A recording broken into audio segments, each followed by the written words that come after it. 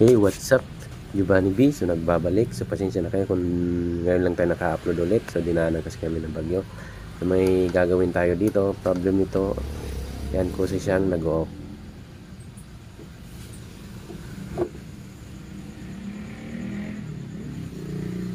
Antayin lang natin. Sandali.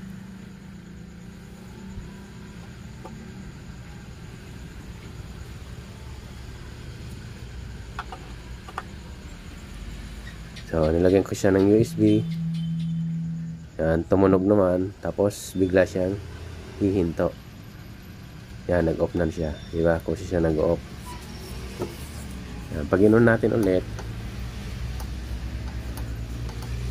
So, medyo mahirap nang i-on. I-on natin ulit. Yan.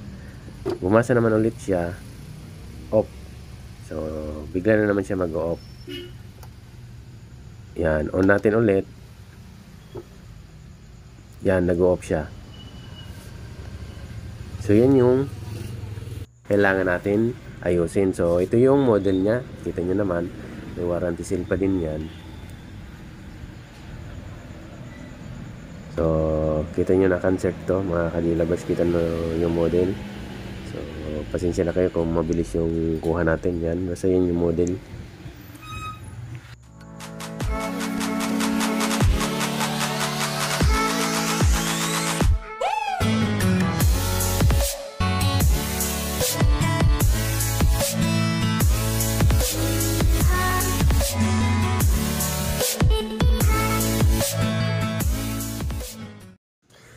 Pagkabukas nga natin, ito yung makikita natin. May dalawa siyang board. So, bali makikita natin. More on SMD na yung parts niya. So, bali ito yung power supply niya. Itong nasa unahan na to. Tapos yung sa kabila, yung nasa likod, yung pinaka main natin. So, nandiyan na yung pinaka amplifier natin, microcontroller. Tapos nandiyan na rin yung ano natin, yung sa tone control. So, bali, may nakita tayo dito, tatlong IC dito, sa may bandan dito. Yan yung pinaka-amplifier natin. Nandyan yung sa base natin, sa center, sa pinaka-speaker natin, main, front, left. Front, left, front, right, tapos speaker L, speaker right, speaker left pala. So, mga ganyan. So, ito yung power supply na kailangan muna natin i-check kasi ang problema nito, nag-off siya. Pero meron naman siyang supply, nag-off siya. So, duda natin baka kinakapos sa ampere or sa voltage. So, titingnan natin tong filter. Meron tayo dito nakita tatlong filter. Meron tayong 1000 UF 35 volts. So, ito yung isa. Tapos may dalawa dito sa may power supply. So, tatlo yung nakita natin na filter. So, i-check natin yan. So, bali ito, yan. I-check ko muna kung meron siyang voltahe. I-check muna natin yung voltage niya. So, yan, tama na. Okay na yung setting natin. Check muna natin yung voltahe nito kung normal. I-check natin. Tapos pag normal, check natin yung capacitor. Kasi baka okay yung voltahe, pero may problema sa amperahe o kulang na siya sa pwersa. Kaya nag-off siya pag nagbe-base na siya. So, ito tinanggal natin muna yung tornilyo. So, pasensya na kayo mga ka-G-lovers kung medyo natatagalan tayo sa paggawa ng video kasi madami din tayong inaasikaso. Tapos, sunod-sunod pa din, dinaanan din kami ng bagyo dito. So, nawala ng kuryente. Kaya, bihira tayo maka-upload. So, pasensya na. So, check ko muna natin. So, lagyan ko nito ng patong para ma-insulate para hindi tayo mag-short. So, tingnan natin. Linagin na natin. I-check ko lang yung voltahe niya. Yan, plug-in natin. Hindi ko pa pala linagin. Yan, plug-in natin. Tapos, check natin yung voltage out. So, meron tayong nasusukat dito na 23 volts. So, ayun dun sa spec niya, nakalagay doon. Tama naman. 23, 24. So, mga ganyan. Okay na yan. So, ibig sabihin, may problema sa amperahe. Kaya, siguro nag-automatic off to. So, check natin itong dalawang capacitor. Dito tayo nag-check kanina. Ay, check natin yan, yung mga capacitor na dalawa na yan. Tapos, ito pa. nasa main board yung isa. So bali tatlo yung i-check natin. So gagawin natin, tatanggalin muna natin itong mga ka-G-lovers, i-check natin. So bali wala pa naman history ng repair to kasi may warranty seal pa nga. So tayo una makaka-check nito, makaka-test at makaka-tanggal ng parts. So tanggalin natin. So, papromote muna ng aking channel. Kung bago pala kayo sa ating channel, please subscribe and pahit ng notification bell para updated kayo sa bawat ina-upload natin na videos.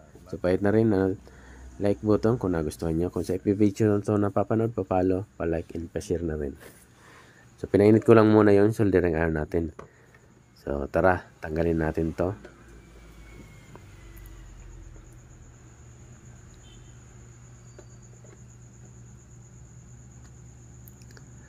So, nakita nyo naman problema kanina, yung kasi siyang nag-off.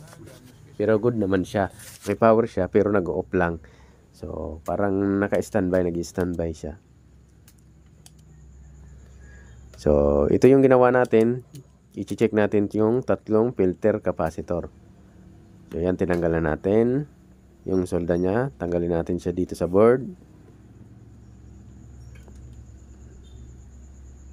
Nakadikit pa.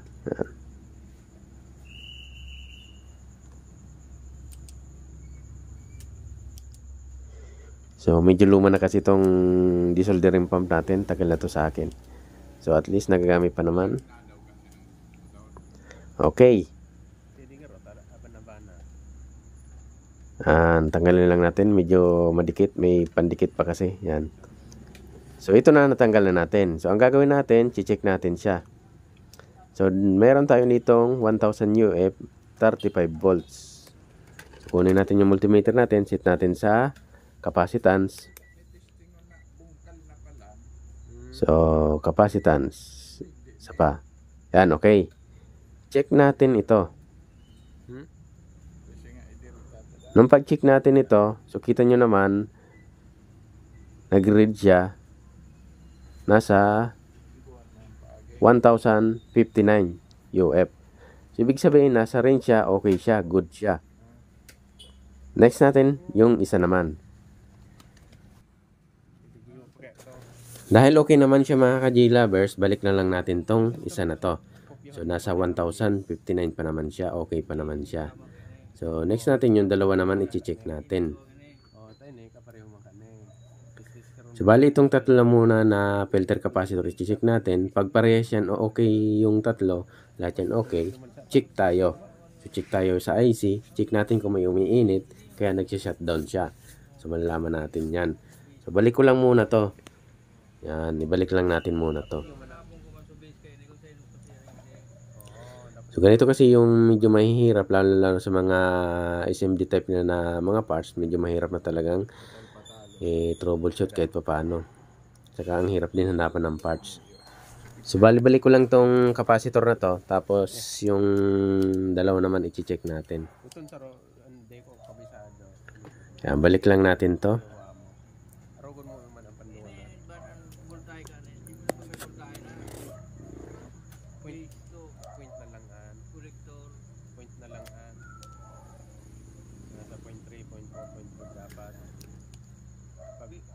So, pag na-check nga natin yung tatlo na to okay, lahat sila okay, yung capacitor na to okay.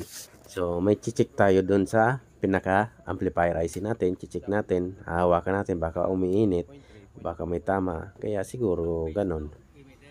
So, ito yung isa, ibabalik ko sana yung isa, kaya lang medyo hihirapan ako kasi masikip. So, tinanggal ko muna tong isa. So, i-check natin yung isa. Ito yung pangalawa pala na tinanggal natin na capacitor. So, hindi ko pa binalik yung isa. Babalik ko sana. Nung pag-check natin, wala na siyang capacitance. So, kita nyo naman, wala na siyang reading. 0000 na talaga siya. So, ibig sabihin, sira to. Talagang hindi na siya ma-charge dito. Sira to. Ito yung kaninang okay na tinanggal natin na ibabalik ko sana. Nasa 1059 pa to. Tingnan natin ulit. So, bumaba nga siya ng konti. 1032. So, okay lang yan. So, ito, talagang 000 na. So, na-confirm na natin na sira tong isa na to. Itong pangalawang kinuha natin na capacitor. So, papalitan na rin natin yan. Next natin, yung isa ay i-check din natin. Pero, hahanap tayo kung may available tayo ng ganito.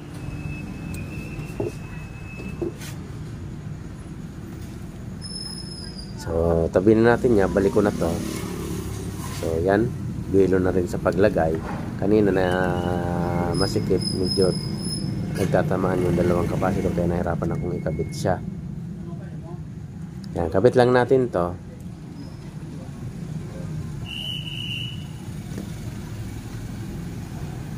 So, dito muna tayo nagpo-focus mga ka-G-Lover sa power supply. Baka dito yung problema niya. Yung nag-automatic standby siya. So, nag-off. Yung ano natin, yung pag-read niya o pagbabasa niya, nag-off siya. O nag-standby siya. Balik siya sa standby. So, ito yung bagong capacitor. Check natin. Yan. So, same lang sira. 1000 UF, 35 volts. So, check nga natin bago natin siya ikabit. Yan.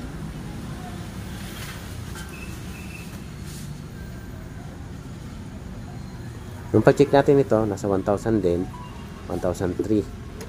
So, ibig sabihin, okay din naman. Lagay lang natin tong bagong capacitor. So, bali, hindi muna natin siya titesting kasi check pa natin yung isa pang capacitor. So, tatultong nakita natin na filter capacitor na magkakaparehas yung value niya. 10,000 ay 1,000 UF, 35 volts.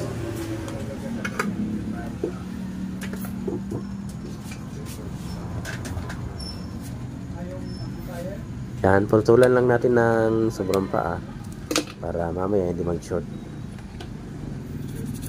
Okay?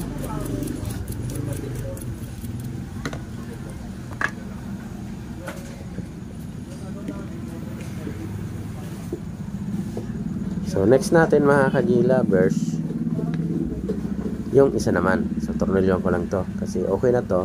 Napalitan na natin ng capacitor. So, naikabit na rin natin yung isa pang capacitor na good naman. So, pwede ko na siya nitong lagyang tornilyo.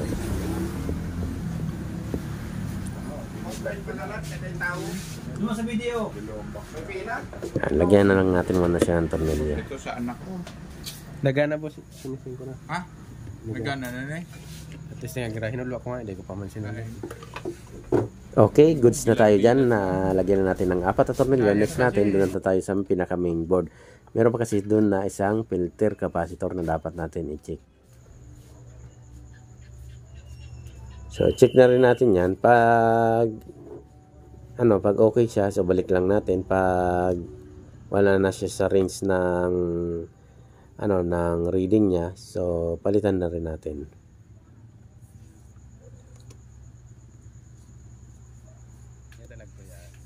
Bali, tatanggalin ko lang itong nakaharang na to, itong bracket na to, para makabuelo tayo sa pagtanggal ng capacitor.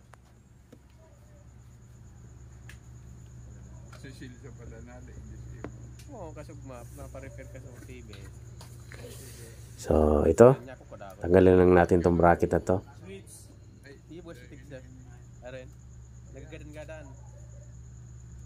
Nagpundo? Oo. Kining capacitor, palitan mo ning capacitor. So, ayan na mga ka-G-Lovers, almost matanggal na natin yung niya, bracket, okay? So, ayan, buwelo na tayo sa pagtanggal ng capacitor. So, open na, pwede na tayong magtanggal ng capacitor. So, mga ganito, dahil double sided na yung PCB na to, so ganyan na lang gagawin natin, initin lang natin tapos sugkutin yung capacitor. Kasi minsan pag pinampa natin to, baka masira yung terminal niya. So medyo mahihirapan na kasi tayo magtanggal nito. So nasunog pa yung kamay natin. Hehe. So tanggalin lang natin to, nakadikit pa kasi kaya medyo matigas siyang tanggalin. So ganyan na lang yung ginagawa ko niyan para hindi masira yung terminal ng PCB natin. So ito, natanggalan natin, check na rin natin. So same sila na 1000 UF 35 volts. Yun, may nakita tayo, nag-deform na siya. Kita nyo, iba na yung forma dito sa may bandang baba. So hindi mo siya mapapansin pag hindi mo siya tinanggal. So may kinalawang rin siya. So baka ito rin yung nakaka-apekto, kaya ganun yung performance ng amplified speaker na to. Yung automatic nag-standby mode. So pag chinik nga natin, 400 plus na lang. So 300 plus na lang nga pala. So ibig sabihin, ang baba niya na. So meron na tayong kinuha dito. Yan. Tingnan natin.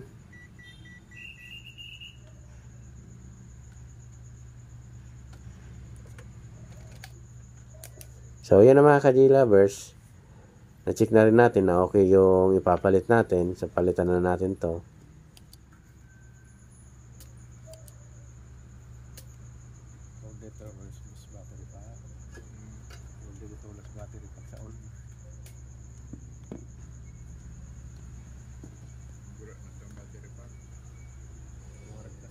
So kabit lang natin to mga ka-J-Lovers. Yan yung positioning, dapat makuha nyo kung saan yung negative, kung saan din yung positive. So, wag nyo baliktarin kasi lolobo yan o pwede rin pumotok yan. So, resolder lang natin ito mga ka-J-Lovers. Okay.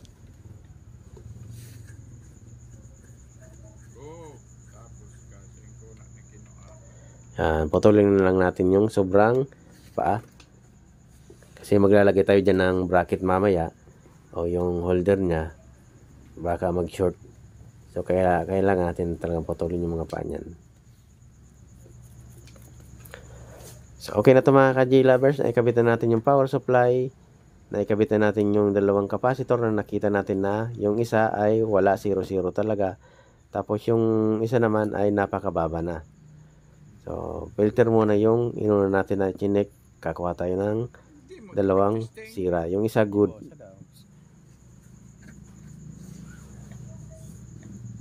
Hinulwa ko yan. Yan, where ba na hinulwa ko yan?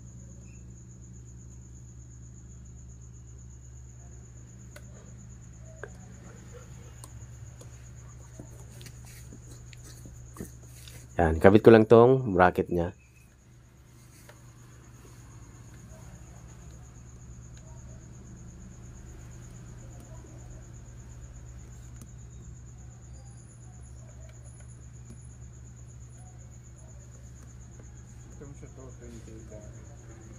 So, yan ang mga ka-J-Lovers. Yan. Okay. Naikabitan natin yung bracket nya. So, testingin nga natin. So, lagyan ko lang ng mga ilang tornilyo. Hindi lang siya malaglag.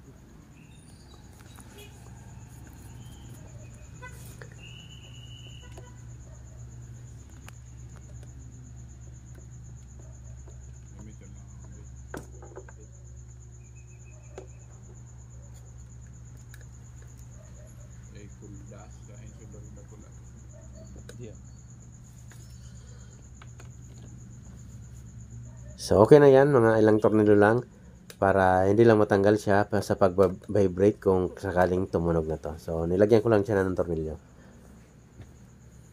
Okay. Pwede na siguro to. So, lagyan ko pala siguro isa pa siguro. Lagyan natin ng isa pa.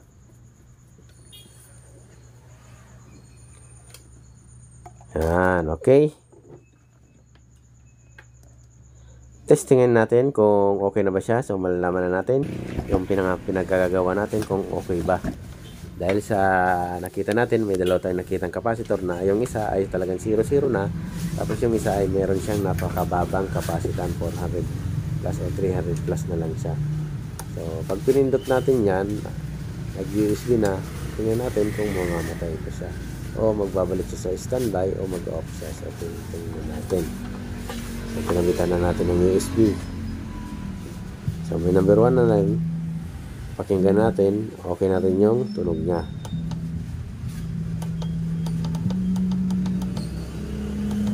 So kita niyo naman, okay na siya, hindi naman siya namamatay na. So diretso na rin yung tunog. So naka 15 second na nga tayo.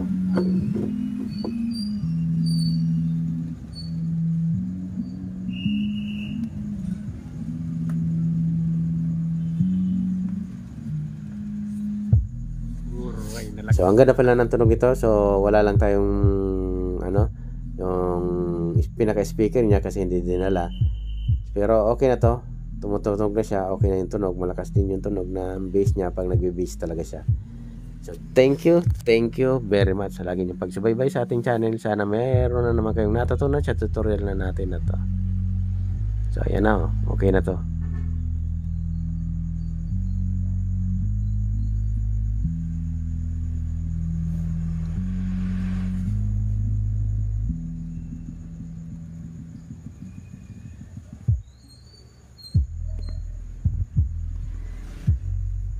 So, okay na. Maganda yung tunog.